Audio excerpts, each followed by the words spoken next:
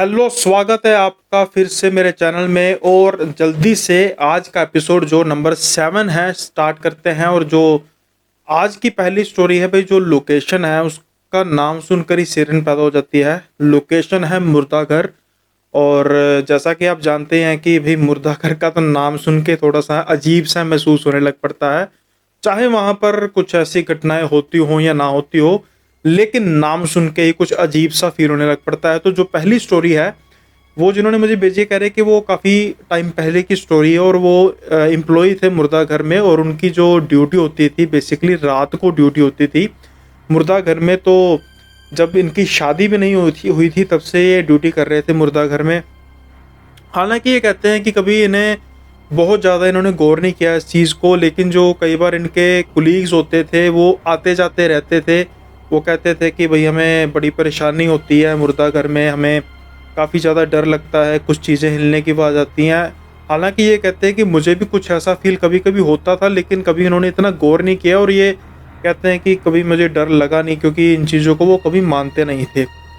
लेकिन अब कहते हैं कि धीरे धीरे जब इनका परिवार बना, शादी हुई, तो इन्होंने जो उस हॉस्पिटल के बिल्कुल साथ वाला था वही क्वार्टर लेना सही समझा, क्योंकि वो काफ़ी सस्ते मिल जाते हैं।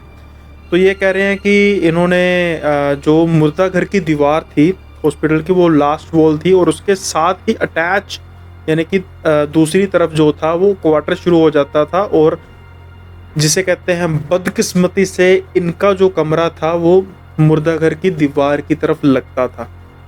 तो जब ये क्वार्टर लेने लगे, वो रूम लेने लगे, स्पेसिफिकली क्वार्टर होता है एक या दो रूम ही होते हैं, छोटे क्वार्टर होते हैं। और जो एम्प्लॉय इनकी जो सैलरी भी इतनी नहीं होती है, तो फिर ये कई बार होता है कि ठीक है क्वार्टर में जो है वो किराया भी बच जाएगा। तो ये कहते हैं कि जब मैं रूम लेने लगा तो मुझे जो आसपास के कुछ कोलीग्स थे उन्होंने थोड़ा सा वार्न किया कि यार ये रूम रहने दो, क्यों ले रहे हो, यहाँ पर वैसे कोई इतना रुकता नहीं है, पता नहीं बड़ी जल्दी छोड़ जाते हैं रूम को, तो तुम यार वैसे ही रूम ले रहे हो, कोई और रूम देख लो। तो तब बेसिकली रूम कहते था भी नहीं कोई। और ये सोचते थे, इनका मानना था कि यार कि जो इनके कुलीग्स हैं वो वैसे ही डरते रहते हैं और मुझे भी डराने की कोशिश करते हैं, तो यार मैं इन चीज़ों पर विश्वास नहीं करता, तो मैं जो रूम है वो यही लूँगा। तो खैर इन्होंने रूम ले लिया। और अब तो जो इनकी ड्यूटी थी वो तो रात को होती थी, और जो इनकी मिसेज थी और एक छोटी सी बेटी भी साथ में थी। अब बकौल इनके मिसेज की रात को कहते हैं कि ये काफ़ी ज़्यादा इन्हें आवाज़ें शुरू शुरू में आती थी, जैसे कि दीवार के दूसरी ओर से कुछ खटखटा रहा है और दीवार में नॉक कर रहा है। जैसे दरवाजे में नॉक करते हैं ना, वैसे दीवार के दूसरी तरफ से नॉक करने की आवाज़ इनको आती रहती थी। पर इनका थोड़ा सा जैसे हस्बैंड कहते हैं कि मैं इनका नहीं डरता, तो ये भी इतनी डरते नहीं थे। लेकिन अब क्या होता है कि धीरे धीरे जो आवाज़ें थी वो दीवार से पार होकर रात को सोते समय ये दरवाज़ा जब बंद करके सोती थी तो ये दरवाज़ा खटखटाने की भी, नॉक नॉक करने की भी आवाज़ आने लग पड़ी। तो एक रात क्या हुआ कि ये कहते हैं कि रात के 1 या 2 बज रहे थे। तो जैसा कि मैं कह रहा हूँ कि ये काफ़ी समय पहले की बात कर रहे हैं, तो वहाँ पर तब फ़ोन वगैरह का चलन था नहीं। और रात के कोई 1-2 बजे के करीब इनको एक बड़ी डरावनी खड़खड़ाहट से इनकी वाइफ की नींद खुली। काफ़ी तेज़ी से कोई दरवाज़ा खटखटा रहा था, जैसे कुछ काफ़ी जल्दी होती है। तो जब इन्होंने दरवाज़ा खोला तो तब वहाँ पर कोई भी नहीं था। इनको काफ़ी अजीब लगा, लेकिन साथ के साथ ही जब दरवाज़ा इन्होंने खोला कुछ था नहीं, बंद किया, तो अचानक से जो इनकी बेटी थी, जो भी छोटी थी काफ़ी, वो अचानक काफ़ी ऊँची-ऊँची रोने लग पड़ी। अब ये कहते हैं कि बकौल इनके वाइफ उस दिन के बाद से कुछ घर में डरावनी चीज़ें होनी शुरू हो गई। ये रात बीती थी, उसके बाद फिर ऐसा करना कि जैसे कई बार इन्होंने फ्रिज ओपन करनी और फ्रिज से काफ़ी गंदी बदबू उनको खोलने के सार आने लग पड़ी। तो जब ये इनको दिखाती तो या उनके सामने खोलती थी अपने हस्बैंड के, तो कहते हैं कि मुझे सच कोई ऐसा आता नहीं था, या फिर हम तो रहते ही मुर्दा घर में थे तो हमें कोई ऐसा बैड स्मेल का कुछ फील नहीं होता था। फिर इसकी इनकी वाइफ कहती है कि जब ये खाना बना रही होती हैं तो इनको लगता है कि इनके पीछे से कोई होकर गया है, कुछ साइनुमा चीज़ होकर गई है। और एक बार कहते हैं कि इनकी वाइफ को लगा कि कुछ होकर गया, और वो चीज़ की उनको कन्फर्म कैसे हुआ कि जब उनको लगा कि कोई पीछे नहीं होकर गया है, तो बाद में इन्होंने पीछे मुड़ के देखा तो बिल्कुल हल्के हल्के पाँव के निशान थे। तो ये काफ़ी ज़्यादा डर गई उस दिन। अब कहते हैं कि ये काफ़ी देर से चल रहा था, इनको बताती रहती थी इनकी वाइफ, पर इन्होंने कुछ ज़्यादा यकीन नहीं किया और यही सोचते रहे कि यार वैसे ही कई बार कुछ वहम हो जाता है तो वही हो रहा है, तो ऐसा कुछ ऐसे डरने वाली बात है नहीं। अब कहते हैं कि कुछ दिन बीते, और कुछ दिन बीतने के बाद अचानक से फिर वही खड़खड़ाहट जो है वो हुई दरवाजे पर, जैसे कि पहले हुई थी। इस बार इन्होंने कुछ देर तक दरवाज़ा खोला नहीं, लेकिन फिर इन्होंने सोचा कि हो सकता है कि इनके पति आए हों, ड्यूटी जो है वो जल्दी ख़त्म हो गई हो, तो मैं देख लेती हूँ। ऐसा फिर इन्होंने दरवाज़ा खोला और दरवाजे पर कोई था नहीं, लेकिन फिर से वही जो कार्रवाई शुरू होगी। इनकी जो बेटी थी वो काफ़ी ऊंची ऊंची रोने लग पड़ी। अब ये बेटी इनकी रो रही हैं, इन्होंने दरवाज़ा बंद किया और थोड़ा सा डर इनको लगने लग पड़ा, और इनकी जो बेटी है उनको ये देखने जाने लगी, और वो काफ़ी ऊंची रो रही थी। गर्मियों के दिन थे, तो उन्होंने सोचा कि पानी वगैरह मैं देती हूँ या दूध वगैरह देती हूँ फ्रिज से निकाल के। अब ये फ्रिज वाले रूम में जब गई तो वहाँ पर अचानक इन्होंने जो लाइट इतनी ऑन नहीं की थी, क्योंकि बकौल इनके जो लॉबी थी उसकी लाइट जल रही थी, और उसकी जो रोशनी थी थोड़ी सी उस फ्रिज वाले रूम में भी आ रही थी। तो इन्होंने जब वो दरवाज़ा खोला और इनको लगा कि फ्रिज के पीछे से कोई इनको देख रहा है। हालांकि फ्रिज और दीवार के जो बीच का फासला होता है उसमें से कुछ ज़्यादा इनको कोई हो नहीं सकता वैसे, लेकिन इनको लगा कोई इनको पीछे से देख रहा है, और ये डर गई। और अभी ये सोच ही रही थी कि कौन हो सकता है, तो उनको लगा कि दरवाजे पीछे से काफ़ी ज़्यादा कोई डरावना आदमी निकल रहा है, और जो उसकी वेशभूषा है ये बताते हैं कि जैसी उनकी वाइफ ने बताई, ये कैसी वेशभूषा होती है, जैसी जो मुर्दा घर में मुर्दे की पड़ी होती है। और वो उसका फेस जो था वो बर्फ़ से जमा हुआ था, उसके होंठ जो हैं वो नीले थे, काफ़ी बड़े बड़े होंठ थे, आंखें उसकी जो थी वो बाहर की तरफ निकली हुई थी, और उसका जो शरीर दिख रहा था, यानी कि हाथ या नीचे के जो थोड़ी सी, आपने कभी देखा होगा जो मुर्दा घर के जो मुर्दे होते हैं उनकी घुटनों से थोड़ी सी नीचे तक कपड़ा होता है, और बाकी जो टांगे और पैर होते हैं वो नेचुरली बात है तो वो बिना कपड़ों के होते हैं। और वहाँ पर वो जो पैर थे वो भी बिल्कुल सर्द नीले हुए थे, और वो जो मुर्दा था वो इनकी तरफ देखकर मुस्कुरा रहा था, और उसने एक चीख लगाई बहुत बड़ी, और ये डर के थर थर का कर कांपने लग पड़ी, और फटाफट इन्होंने उस दरवाजे को बंद किया, और दूसरे दरवाजे में जहाँ पर इनकी बेटी थी वहाँ पर इन्होंने दरवाज़ा बंद करके फटाफट अपनी बेटी को पकड़ा और दुपक के कोने में लग गई।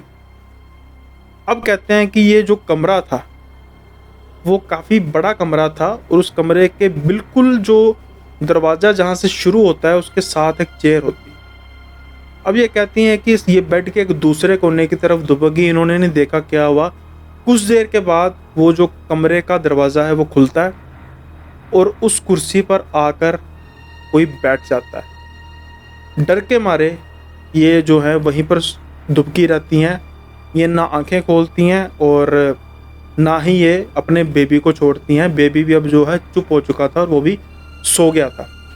कमरे का जो माहौल है वो काफ़ी ज़्यादा इनके बकौल इनकी वाइफ जो थी वो बता रही थी कि सर्द हो चुका था, और ये जैसे तैसे करके इनकी आंख लग गई।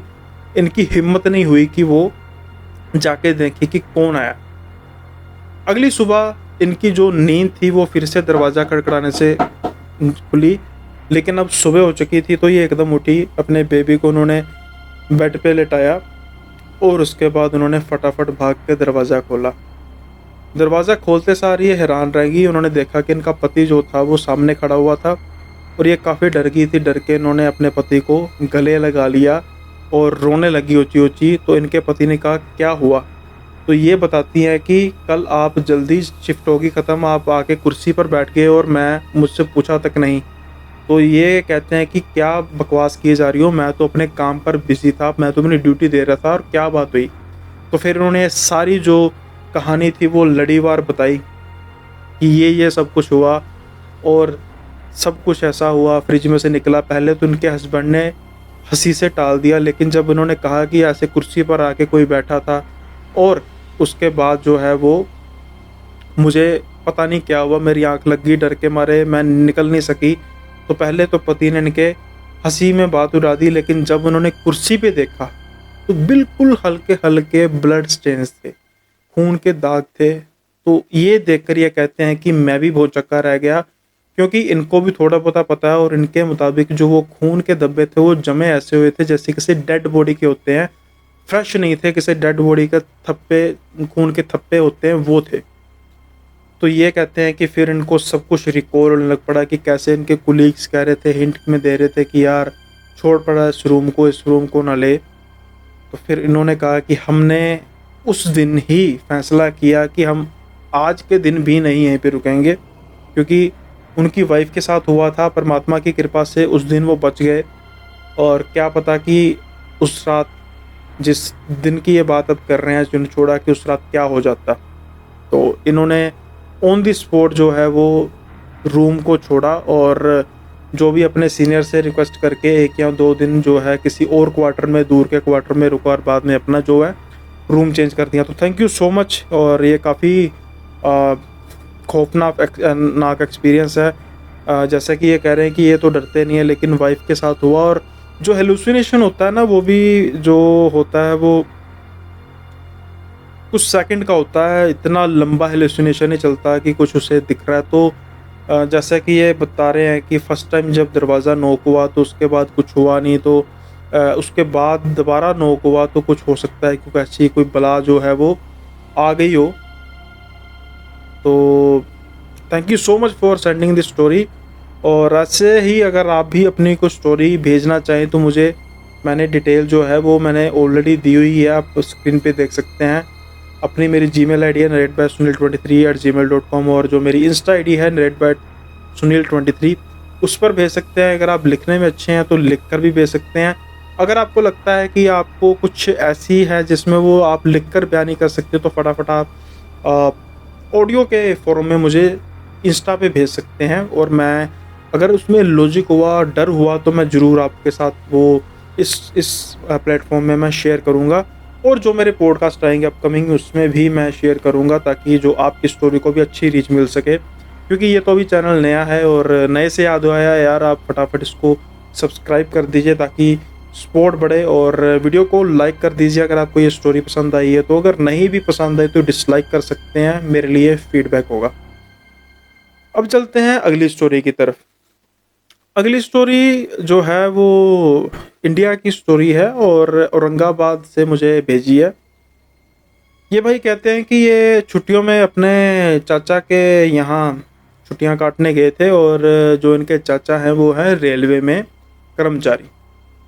तो ये छुट्टियां काटने जाते हैं और यहाँ पर क्या होता है कि इनकी जो आगे चाची हैं और उनके जो बच्चे हैं वो भी आगे अपने किसी रिश्तेदार के घर छुट्टियां काटने गए होते हैं। तो अब ये कहते हैं कि चाचा और इनके जो यहीं सिर्फ घर में थे। तो एक दिन क्या होता है कि अब जैसे घर में और क्या करना, तो ये बोर हो रहे थे, तो ये अपने चाचा के साथ ही रेलवे स्टेशन में चले जाते हैं और वहाँ पर जो है टाइम स्पेंड करते हैं।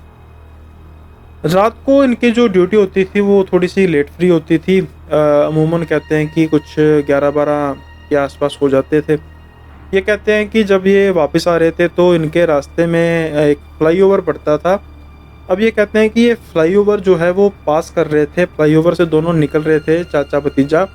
और अचानक से इसको जो सड़क के जो फ्लाईओवर की साथ की नीचे की सड़क होती है वहाँ पर उनको एक आदमी दिखता है। लेकिन वो जो आदमी था वो उसकी हाइट जो थी वो काफ़ी बड़ी थी। मतलब अमूमन वो इनके मुताबिक वो 8 से 9 फीट बड़ा था और ऐसी हाइट वाला कोई भी आदमी है नहीं प्रेजेंट बेसिकली। और ख़ास तौर पे अगर हो भी तो वो चर्चा का विषय होता है, सच कोई अनकॉमन पर्सन नहीं होता। तो इनकी जैसे ही नज़र पड़ी तो उस जो आदमी का जो बैक थी वो इनकी तरफ थी और वो सेपरेट किसी दूसरे तरफ जा रहा था। और इनकी जो हाइट मापना तो ऐसे कुछ उन्होंने मापी तो होगी नहीं, तो इनके मुताबिक जो खंबे लगे हुए थे, तो वो खंबे जितना जो है वो हाइट के हिसाब से अगर सोचते हैं कि खंबे अमूमन जो बड़े खंबे होते हैं वो 15-16 फीट के होते हैं, और वो खंबे की ऊंचाई जो है उस हिसाब से वो लग रहा था कि तकरीबन 8-9 फीट का तो होगा ही। तो जैसे ही इन्होंने इशारा किया अपने चाचा की तरफ, तो इनके चाचा उसको देखकर पसीनों पसीनी हो गए और उन्होंने फटाफट कहते मुझे पकड़ा और मेरा ध्यान इधर किया और उसको मुंह पर उंगली खुद भी रखी और उसको भी कहा कि चुप होके आराम से निकल। ये कुछ समझ पाते इससे पहले तो इनको एकदम दिमाग में सोचा कि जैसा कहते हैं मैं वैसे ही करता हूँ, और ये चल पड़े। अब ये कहते हैं कि रात को ये घर पहुंचे और अगले दिन जो इनके चाचा थे इनको काफ़ी ज़्यादा बुखार हो गया, और बुखार होने की वजह से सारा दिन तो ये घर में रहे, लेकिन जो शाम को था, शाम को कुछ 4-5 बजे के करीब इनके चाचा की जो तबीयत थी काफ़ी ख़राब होगी, और इतनी ख़राब तबीयत होगी कि इनको हॉस्पिटल में लेके जाना पड़ा। अब हॉस्पिटल में जब ये लेकर गए 5-5:30 बजे पहुँचे होंगे और वहाँ पर इनको ड्रिप वगैरह लगी, और तकरीबन जो 9-10 या 11 बजे के आसपास इनकी जो तबीयत थी चाचा की वो अब थोड़ी सी ठीक होनी शुरू होगी। तो ये कहते हैं कि भाई घर तो मैं वैसे ही छोड़ कर आया हूँ, तो ऐसा सच थोड़ा सा पीछे वहम रहता है। तो इसके चाचा कहते हैं कि यार ऐसा करो, तुम ना घर पे जाओ और मैं अब थोड़ा सा ठीक फील कर रहा हूँ, कल सुबह तुम आ जाना और ये आई थिंक डिस्चार्ज कर देंगे, तो डिस्चार्ज करने के बाद हम दोनों चले जाएंगे। और इनके चाचा ने एक बात कही कि एक बात याद रखना कि जो फ्लाईओवर से हम जहाँ से कल गए थे वहाँ से ना जाना। तो ये कहते हैं कि चाचा ये तो काफ़ी छोटा रास्ता है, मैं दूसरे रास्ते से जाऊँगा तो वो काफ़ी बड़ा पड़ जाएगा और रात के जो हैं 12-1 होने को हैं। पर इनके चाचा कहते हैं कि नहीं, जो मर्जी हो, तुम उस शॉर्टकट से नहीं जाओगे, फ्लाईओवर वाले रास्ते से नहीं जाओगे, तुम जाओगे सीधे जिस रास्ते से मैंने तुम्हें कहा है। तो खैर ये कहते हैं कि ठीक है, मैं चले जाऊँगा। अब सर्दियों के दिन थे, रात का समय, जैसे मैंने कहा है कि 12-1 बजने को था, थोड़ी-थोड़ी धुंध भी थी और सन्नाटा था बिल्कुल सड़कों पर।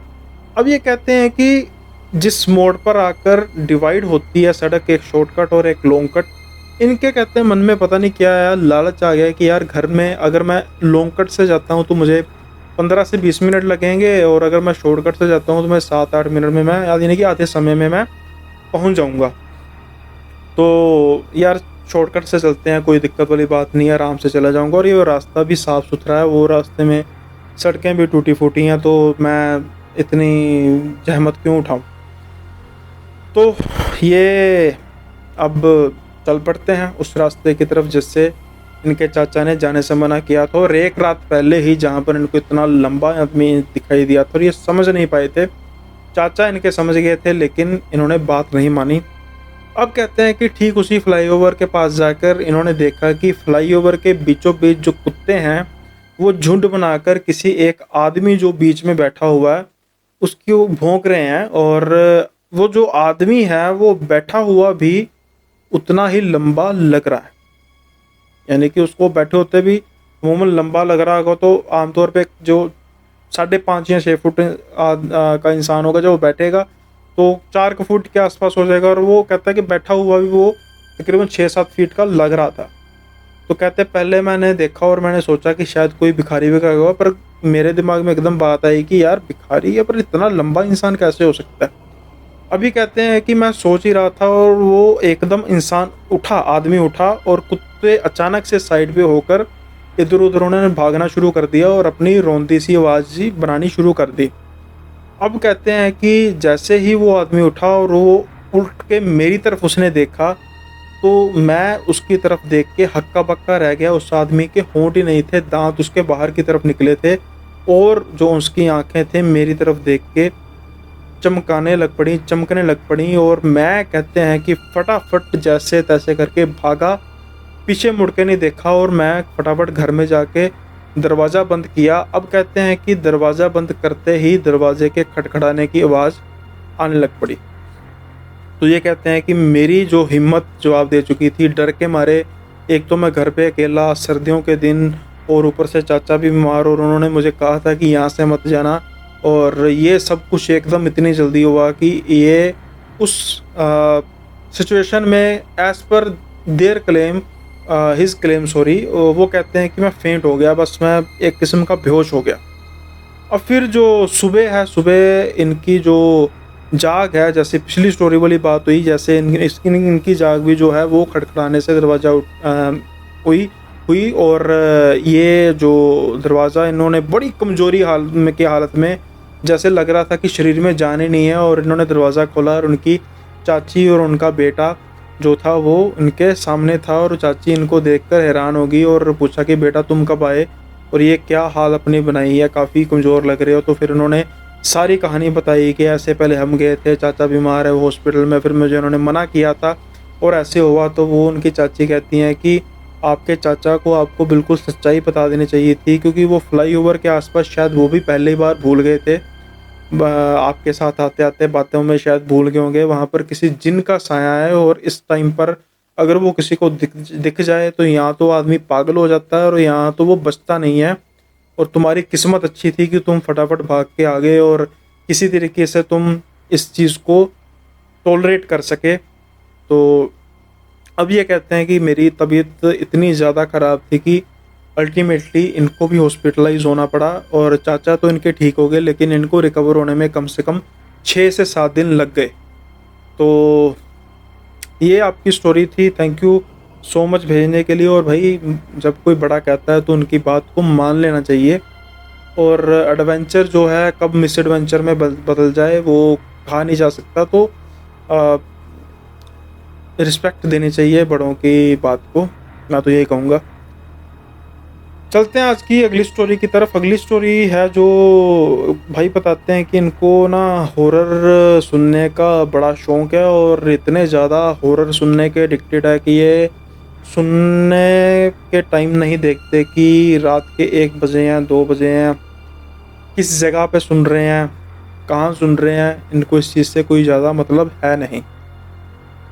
कहते हैं कि ऐसा ही हुआ कि एक रात ये अपनी गाड़ी पर हॉरर सुनते आ रहे थे, और काफ़ी ज़्यादा इन्होंने ऊंची आवाज़ में किया हुआ था, वॉल्यूम काफ़ी हाई किया हुआ था। और कहते हैं ये जब गाड़ी इन्होंने अपनी सोसाइटी में पार्क की, और पार्क करने के बाद जो गाड़ी से उतरे, तो अचानक गाड़ी से उतरने के बाद इनको लगा कि एक काफ़ी तेज़ हवा का झोंका इनसे होकर गुजरा, जो काफ़ी ठंडा था।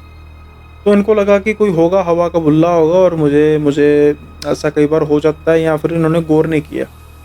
अब ये पार्किंग से लेकर अपनी सोसाइटी के जो फ्लैट है वहाँ तक ये पैदल जा रहे थे, और बकौल इनके कि तकरीबन 2 या 3 मिनट का रास्ता है, 100 या 200 मीटर होगा पार्किंग से। और ये उस दौरान भी हॉरर सुनते जा रहे थे, और रात के कुछ 12-1 बजे का टाइम था, अपने ऑफिस से लेट हो चुके थे। और बीच बीच में 1 या 2 बार इन्हें फिर ऐसा कुछ फील हुआ कि कुछ ठंडी हवा का झोंका जो है वो इन्हें आकर लगा। खैर उन्होंने इस चीज़ को दरनिकार कर दिया। अब क्या हुआ कि रात को इनके जो फैमिली के मेंबर से सब सो चुके थे, खाना इन्होंने बाहर से खा लिया था, और आकर इन्होंने अपने जो रूम है वहाँ पर एंटर किया, और वहाँ पर चेयर पर बैठ के इन्होंने हॉरर सुनना शुरू कर दिया, जो पहले से ही बेसिकली सुन रहे थे। और ये क्या कहते हैं कि इनकी थोड़ी देर के बाद आँख लग गई। आँख लगने के बाद कहते हैं कि अचानक से इनकी जो आँख खुलती है वो कैसे क्यों खुलती है कि इनको महसूस हुआ कि इनके बाथरूम का जो दरवाज़ा है वो खुला हुआ है, और वहाँ से एक रोशनी आ रही है। और ये कहते हैं कि मुझे पूरी तरह याद था कि मैंने आते सार वॉशरूम यूज़ नहीं किया था, तो ये जो वॉशरूम का जो दरवाज़ा है कैसे खुला। अब कहते हैं कि इनके जो साया है, एक साइनुमा चीज़ है, वो बाथरूम से बाहर आकर तो इधर उधर होने लग पड़ी, और ये डर के कांपने लग पड़े। और इनकी अलमीरा थी जो साइड पे, वहाँ के से ऊपर जो है रोशनी एकदम से जगने लग पड़ी। ये डर कर इनका हाल बुरा हो गया, और इन्होंने डर के चीख लगा दी। जैसे ही इन्होंने चीख लगाई तो इनके जो घर वाले सारे मेंबर्स थे वो सारे आ गए, और उन्होंने पूछा कि क्या हुआ। तो उन्होंने कहा कि ऐसे जो वॉशरूम है वहाँ से कोई साया निकल रहा है, और ये देखो ऊपर से रोशनी आ रही है। तो जब उन्होंने ऊपर देखा तो ऊपर एक मोबाइल था छोटा सा, जिसकी रोशनी थी, और ये इनको देख के सारे हंसने लग पड़े कि यार मोबाइल की रोशनी है, तो कोई हुआ होगा, कोई बैटरी लो का इंडिकेशन या कुछ आ गया होगा। तो ये तो कोई बोलने की हालत में थे नहीं, ये कहते नहीं मैंने एक साया खुद देखा। तो फिर कहने लगे कि तुम हॉरर वगैरह काफ़ी सुनते हो, देखते हो, तो ये तुम्हारा वहम होगा, और सारे कह के चल के हंस के चले गए। अब ये कहते हैं कि मैं सारी बात मानने के लिए तैयार हूँ कि ठीक है कि ये हो सकता है कि मेरी हॉरर की एडिक्शन की वजह से मुझे हेलुसिनेशन हुआ हो। कहते हैं मैंने हर एक बात सारी मान ली, लेकिन एक बात कहते हैं मैं कैसे मानूँ कि जो अलमीरा के ऊपर मोबाइल पड़ा था वो इनकी मदर का मोबाइल था, पुराना मोबाइल, जो पुराना बटनों वाला मोबाइल होता है, फीचर फ़ोन जिसे हम कहते हैं।